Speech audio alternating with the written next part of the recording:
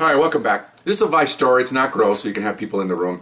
What we had was they run task forces, and people hear that word all the time. What it is, it's just a group of people get together to attack a specific problem. And this was prostitution. And this is what we would do. We put a female officer on the corner in front of a business at night. Usually behind her, or usually always did, behind her they had two undercover officers sitting down like on a bench to watch her. Their job is to watch her, okay? Then she has a wire on, and nowadays they have cameras, but in those days you just had an audio wire. And then right around the corner, believe it or not, they had just barely out of sight, they had two motor officers, and their job was when she gave the signal to the person that gave her the solicitation, they would come around the corner and light them up, and just like a normal traffic stop. So the suspect doesn't know he's being stopped for prostitution, he thinks he's being stopped for parking or whatever. Behind those motor officers are a plain car with two vice cops in it, and their job, once the motor officers stop and get them out, is to take them into custody. One of them puts them in the car, the vice cop. The other vice cop gets the guy's car, and they make a U-turn. They go behind the building where there's a huge parking lot, and they have processing vans, booking vans. It's a whole thing. Probably takes around, I'm guessing, anywhere between 20 to 30 people to run this thing. They have all kinds of moving parts. You got supervisors. You have a van parked across the way.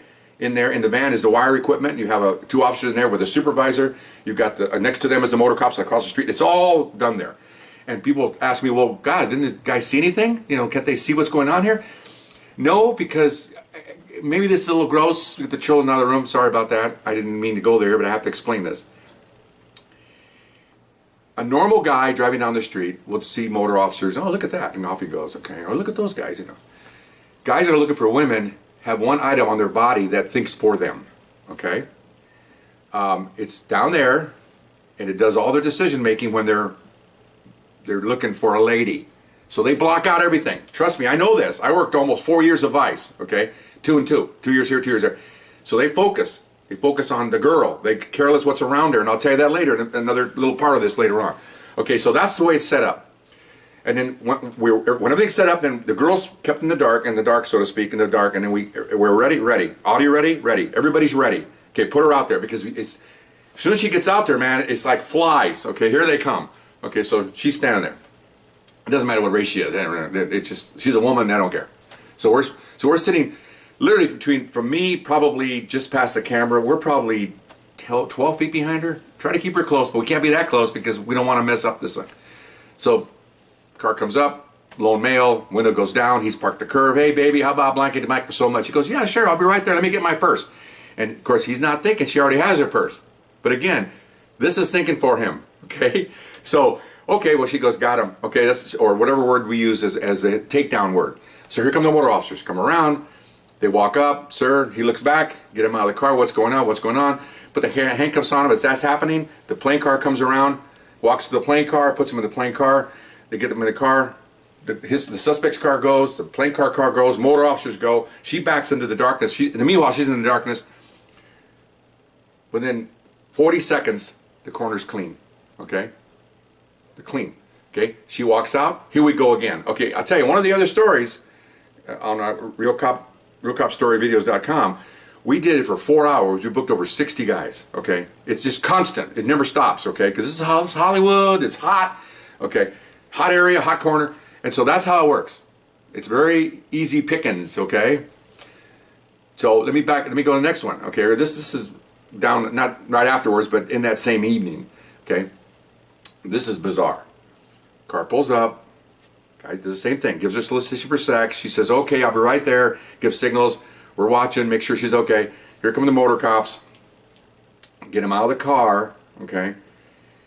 She's walking over to the corner trying to get out of the way.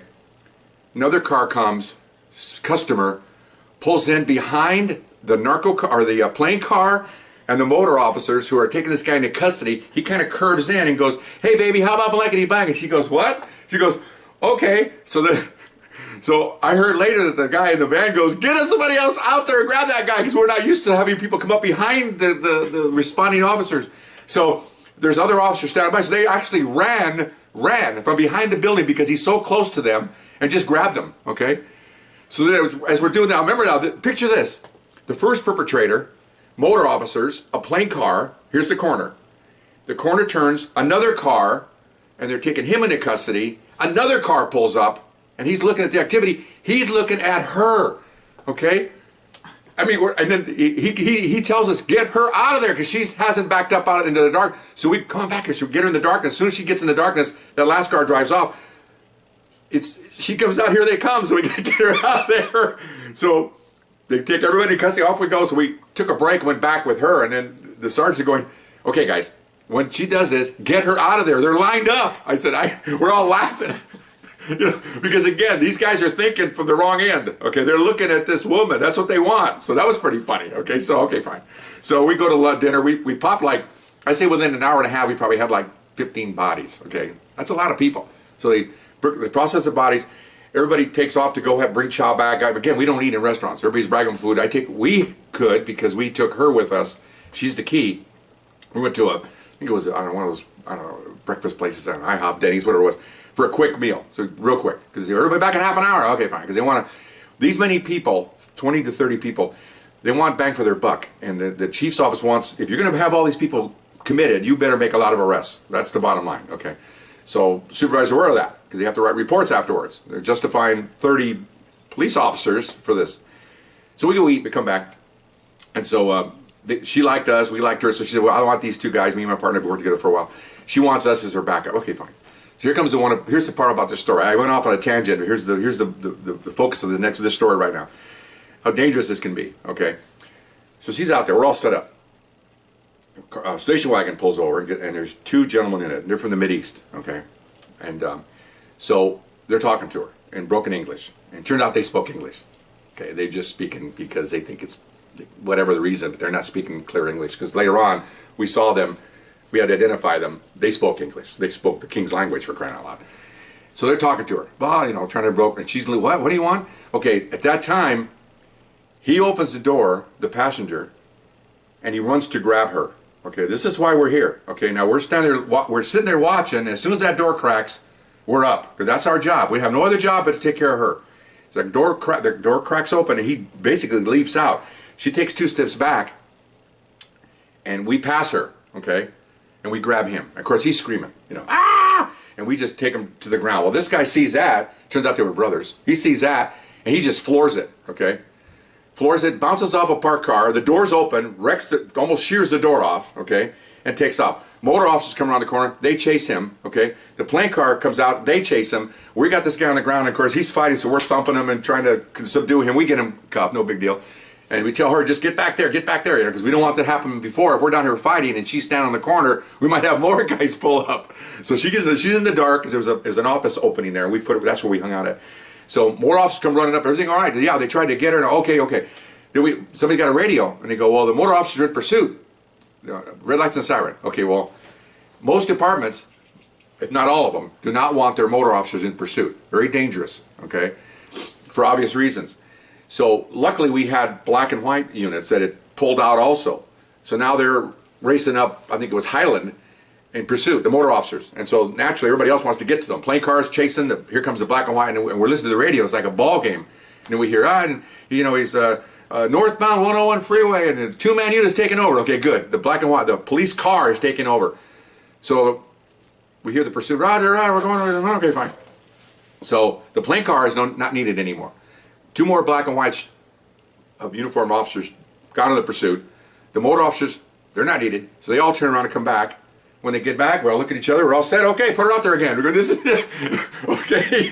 This is never ending. Okay, just boom, boom, boom, because this is what we're there for. Pursuits and all that stuff. That's a patrol function. They're in pursuit now. We're done with that one. We'll identify them later, but right now we're doing this. So to make the story end a little bit sooner, we're continuing on. About every 10 minutes, we're making an arrest. Every 8 minutes. I mean, it's just amazing. Okay, so we're doing this. Another hour goes by. We've changed girls. Another girl's been on there. 2 more officers. We're back there having a coffee break, and we're talking about this incident. And she's thanking us. I said, "Well, they're not going to get to you, man. She hugged us. This is great." I said, "Yeah, because this is all we're supposed to be doing here. Take care of you. That's our job." And we tell her, of course, for people out there, not because you're a lady. Okay, if there was a man out there, we take care of him too. Okay, let's keep this fair. The operator has to be taken care of. I was undercover.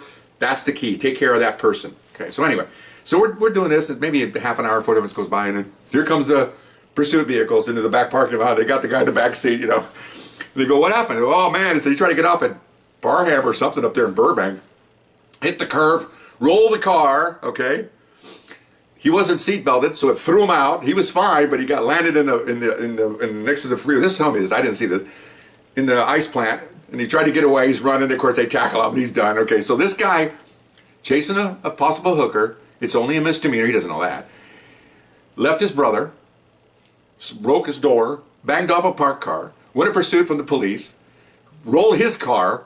Okay, all for probably a $500 fine. Okay, okay. So of course they want us to identify him, because and I said, oh yeah, we got his brother, and his brother's sitting there looking at him as he's handcuffed. And they're all looking at each other. What a nice family reunion. How you doing? Whole family, arrested. Family works together, gets arrested together, goes to jail together. So I'm going, yeah, that's the driver. This is the pal. Okay, great. So they all have their reports, and we gave them some stuff for their reports, and that was the incident. It was pretty cool. So. It's misdemeanors, man. I mean, seriously. And our supervisor say it's only misdemeanor. Next thing you know, we're chasing guys up the freeway. Well, because you can't let people run off. You can't let this guy. He's banging off this car. He could have banged off somebody else. The guy in the car in front of him could have been sitting there. I mean, there's a lot of bad things could happen here. You can't let him go. He has to respond to his accusations and respond to whatever he did in court or whatever. So, anyway, that's a task force prostitution operation. It was a lot of fun. Trust me, we did it a lot. We did it 7, 8 times a year, and I worked 2 tours, so I did like 20 of those. I loved it, absolutely loved it. Anyway, hope you enjoyed this story. We'll see you next time. Bye-bye.